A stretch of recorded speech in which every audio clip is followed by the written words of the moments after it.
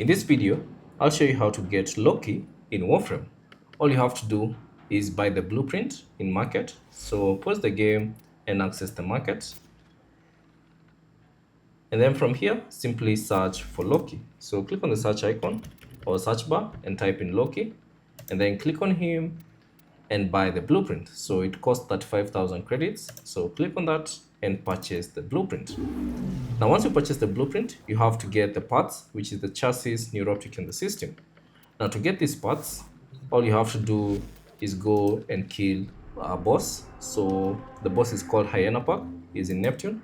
So click on Neptune, select this mission, and then click on assassination.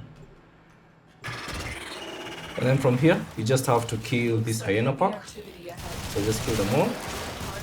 Now once you're done, simply extract. And you should get a part from that mission. So let me just extract quickly. And then we can see what we got.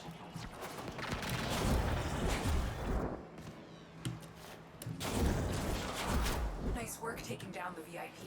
Now get to extraction. Stay focused. There's a heavy unit. So as you can see, we got the chassis. So you can repeat the same mission until you get each and every part for that particular Warframe. So thanks for watching, and I'll see you on the next one.